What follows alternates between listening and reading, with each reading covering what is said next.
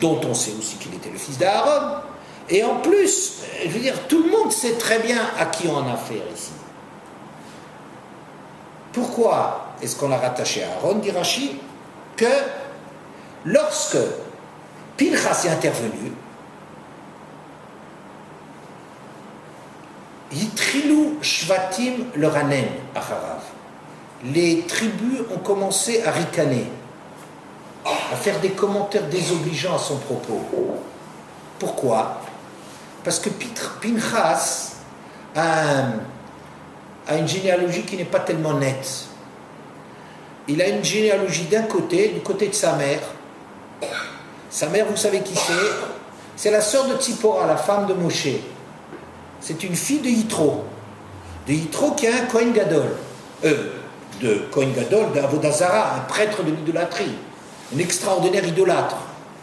Alors les Bnei Israël, quand Pinchas est intervenu, il commence à dire, ouais, c'est pas étonnant. Son grand-père était en train de gaver les animaux pour les offrir à l'idolâtrie. Et c'est pas étonnant que celui-là, c'est un emporté. Ouais, c'est...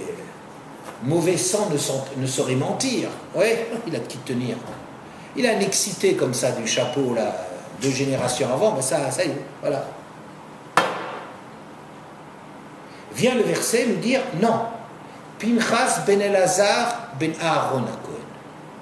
Non, il faut le rattacher à Aaron. Aaron, c'est qui? Ohev Shalom, Rodef Shalom. C'est un homme de paix. Et il faut savoir que l'action de Pinchas n'est pas du tout une action de quelqu'un qui est excité, de quelqu'un qui est emporté, de quelqu'un qui a un caractère comme ça, coléreux. Oui, pas du tout. C'est quelqu'un de calme, c'est quelqu'un qui aime avant tout la paix, et c'est quelqu'un qui cherche avant tout le bien des Hébreux. Ici, il est intervenu, c'est de ce côté-là qu'il est intervenu. Un homme extrêmement calme, un homme de paix, est capable, dans certaines circonstances, d'aller tuer. Mais ça vient de quelqu'un qui est extrêmement pacifique, quelqu'un comme Aaron. Et il ne faut pas rattacher cela à son grand-père Yitro, en disant oui, il a un grand-père idolâtre. Oui. Le problème, c'est que tout le monde sait très bien que Pinchas, c'est le petit-fils. Pourquoi maintenant qu'il a agi d'une façon extraordinaire, comment ça se fait que maintenant les gens ils commencent à ricaner, à faire des commentaires désobligeants à son propos? On le savait qui c'était son grand-père. C'est pas maintenant qu'ils vont le découvrir. On aurait pu faire ces commentaires avant. Hein? Quand il est né, on aurait pu dire, tu sais qui c'est sa mère? Eh ben, c'est une convertie. Le père de celle-là, c'était Yitro, c'est un idolâtre, un prêtre d'idolâtrie, qui plus est pas simplement converti. Les juifs sont donc très racistes, hein, tout le monde sait ça. Hein? Personne d'aussi raciste que les juifs. Oui. Et dès qu'il y a quelqu'un, il se convertit, suspect. Oui. Quelque chose n'est pas très clair. Mais ici, c'est encore moins clair parce que le grand-père était un prêtre de l'idolâtrie. On le savait très bien qu'il était comme ça. On savait qu'il était grand-père. C'est maintenant qu'ils font les commentaires. Ah, je vais vous dire. En vérité, les Hébreux sont des gens extraordinaires. Extraordinaires. C'est-à-dire, pourquoi ils n'ont pas réagi? Ils n'ont pas réagi parce que ce sont des gens qui sont éduqués, parce que ce sont des gens qui sont grands, parce que c'est des gens qui savent faire la place à des grands. Eux, ils ont Moshe Rabbeinu. Quand il y avait un problème à régler, c'est toujours Moshe qui le résolvait. C'est Moshe qui prenait les devants, il y avait Moshe, il y avait des chefs de tribu. Et ils ont un respect, c'est une très grande mida de quelqu'un, d'une autorité spirituelle, d'une autorité morale, de quelqu'un de grand. Et pour eux, c'est inconcevable de prendre la place de Moshe. Qu'est-ce que c'est? On n'est pas des voyous. Il y a des moments où ils sont intervenus comme ça. C'est-à-dire, par exemple, pour les explorateurs. Les explorateurs, comment est-ce que Moshe il sait qu'il y a quelque chose qui sent mauvais dans les explorateurs? Comment il sait qu'il y a quelque chose de louche là-dedans? Pourquoi? Parce que bien qu'ils viennent lui dire, oui, on voudrait envoyer des explorateurs pour trouver le chemin qu'il faut emprunter pour entrer en Israël. Ouais, il faut voir, on voudrait savoir quelle ville conquérir d'abord, quelle est la stratégie à employer pour la conquête d'Israël. Et Moshe ne leur dit rien de tout ça. Il leur dit, allez voir si le pays est bon, si les villes sont fondues. Il ne leur parle pas du tout il leur parle pas de leur question. Pourquoi? Parce qu'il y a quelque chose de très suspect dans leur attitude. Ils sont tous venus, tout le monde est venu. Pêle-mêle, les enfants qui bousculent, les vieux, il n'y a plus de respect ni rien. Ils viennent lui demander, on veut envoyer des explorateurs pour savoir comment conquérir la terre. Je dis, attends, mais pour un problème, tu envoies les représentants. Qu'est-ce que c'est que ce herbouvia, ce mélange où tout le monde court? Depuis quand on agit comme ça? Ça veut dire que si les gens agissent dans la confusion, c'est-à-dire qu'ils agissent dans la panique. Quand les jeunes bousculent les vieux pour se faire entendre, c'est pas parce qu'il faut avoir respect pour les vieux comme ça. On ne parle pas de ça. On ne parle pas le respect pour les vieux, ils ont quelque chose de respectable, mais on parle de gens qui ont plus de compétences. Si on commence à bousculer les gens qui ont plus voix au chapitre pour parler avant, ça traduit une atmosphère de panique. C'est qu'en vérité, les Hébreux, derrière leur discours de dire on veut voir quelles sont les villes et quels sont les chemins, en vérité, ils ont tout à fait un autre problème. C'est qu'ils ont peur et ils n'ont pas confiance. Ils n'ont pas confiance dans la promesse divine. Et c'est pour ça que Moshe sait très bien que le problème n'est pas un problème de leur montrer quelle ville et quel chemin. Ça, c'est le discours officiel, c'est la demande officielle. Mais en vérité, il va dire il faut regarder qu'est-ce que vaut la terre, qu'est-ce que sont les fruits et tout ça. D'accord ? Mais de façon générale, sauf quand on est dans une situation un peu particulière de panique, il y a comme ça une grandeur dans ce peuple, qu'il y a des représentants du peuple, et il y a des gens qui prennent des décisions. Et il faut savoir, c'est quelque chose de très grande dimension de ce peuple, être discipliné et de savoir. On a le droit d'avoir des opinions, c'est une très bonne chose. On a le droit de discuter les choses, c'est une excellente chose. Mais il faut savoir qui est-ce qui représente et qui est-ce qui parle. Comprenez? C'est pas les petits qui vont discuter à la part des grands, et c'est pas les grands qui vont parler quand il y a les plus grands. Comprenez? Pour discuter, vous savez bien, les juifs, c'est des gens qui font des colloques, des réunions, on parle chez les juifs, mais les décisions sont encore autre chose. Oui? Et le peuple a comme ça tellement en lui le respect de la grandeur qu'il y a le revers de la médaille. C'est que le jour où, pour une raison ou pour une autre, Moshe est absent, il n'y a plus personne qui répond.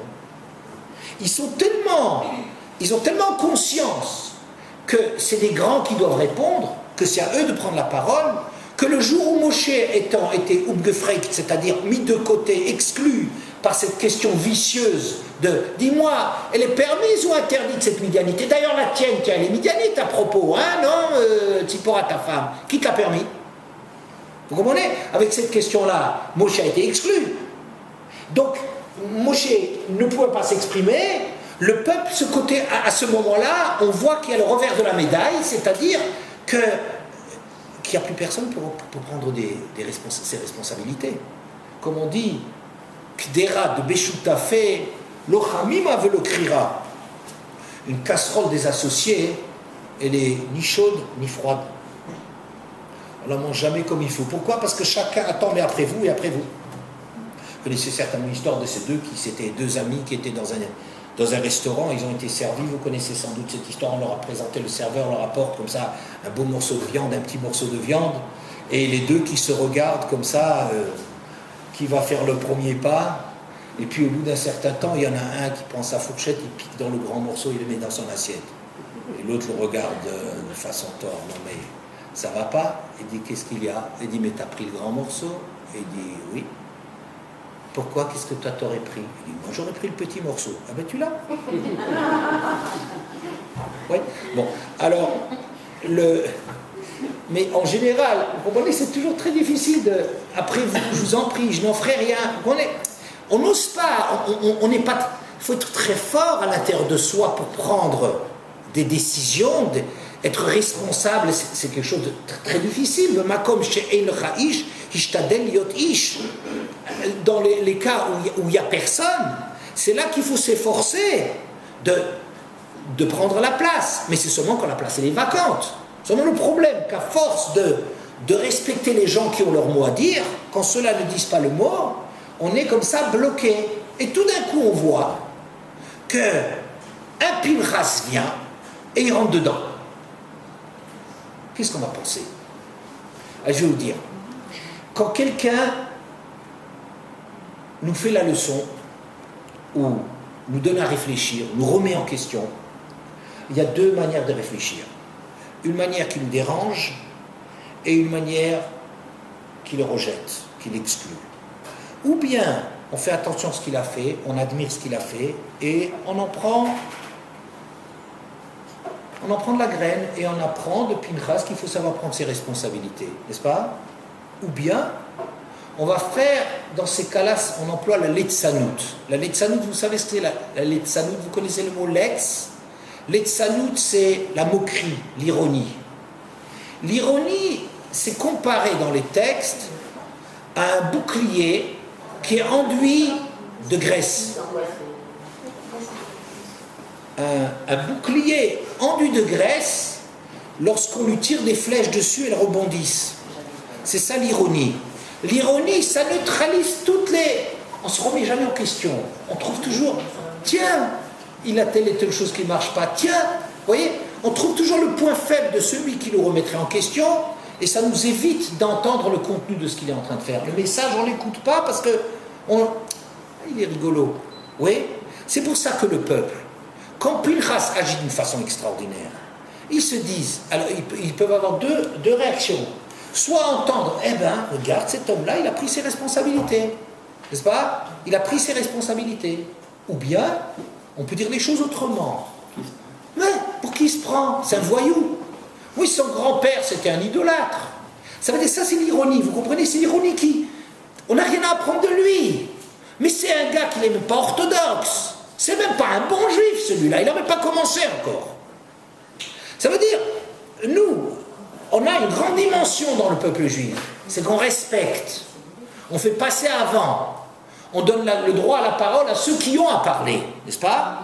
Et donc, et ça c'est une grandeur extraordinaire du peuple juif. Oui, c'est une très grande grandeur de savoir s'effacer et reconnaître qu'il y a des gens qui ont plus à dire que nous. Vous savez, le Sanhedrin, c'est les tribunaux qu'on avait quand, pour les questions de peine capitale, c'est des tribunaux de 23. Et c'était des grands chachamim, et on dit à leur propos, Vekol echad ve'echad makiret mekomo. Et chacun connaissait sa place. C'est extraordinaire. Chacun connaissait sa place. Chacun sait, je suis plus grand que celui-là, je suis moins grand que celui-là. Où est-ce que je me place? On sait situer. On n'est pas en train de se la monter, se la jouer. Nous, on aime comme ça, un peu la tchatch, comme ça, ou ça, se faire valoir. Vous comprenez un peu se la jouer comme ça pour se mettre en valeur, parce que si on commençait à se regarder, ça serait quelque part un petit peu tragique. Ouais, on aurait peur de cela. Alors la plupart des gens ayant peur du tragique, hein, je pense que c'est l'histoire de Blanche-Neige. Hein. C'est étonnant que j'ai mis des années à comprendre cette histoire-là. Pas parce que je me suis tellement intéressé, mais je ne comprenais pas ce miroir magique qui lui disait « Ô reine, tu es la plus belle ». Ouais, ou « Ô reine ». Ouais. Comme un imbécile, je croyais que c'était un miroir magique, parce qu'il disait c'était un miroir magique. Alors je croyais que c'était un miroir magique qui parlait dans le conte. Je n'y crois pas au Père Noël. Je ne sais pas si j'ai jamais cru au Père Noël, mais enfin, je croyais que c'est le miroir magique qui parlait. Jusqu'à un jour que je me suis dit, mais non, qu'est-ce qui parle dans un miroir? C'est l'image qu'il te donne de toi-même. Qu'est-ce qu'on voit dans une image? Un reflet. Donc en vérité, ce miroir qui la faisait qui la reflétait elle, en vérité, c'est ça qui l'interrogeait, c'est ça qui lui faisait « Ah non, mais ma pauvre, tu vois ton image? Les premières rides, hein? La petite jeune là, la Blanche-Neige, elle est plus jolie que toi. » C'est ça ce que le miroir lui disait. Mais en vérité, c'est le problème qu'elle a par rapport à elle-même. Quelqu'un qui se sent fort, oui, quelqu'un qui assume. Et même les rides, et même l'âge, il y a des choses qui sont formidables. L'âge, s'il n'y avait pas les problèmes de santé, ce serait beaucoup mieux d'être âgé, à mon avis, que d'être jeune. Beaucoup mieux. Mais, bon, et après, à certains moments, il y a des problèmes de santé, ça devient difficile. Mais fondamentalement, prendre de l'âge, pour avoir de l'expérience, avoir déjà fait quelque chose dans sa vie. Et alors, on a des échecs, tout le monde a des échecs. Alors, c'est pas très grave. On n'a jamais demandé d'être les champions du monde.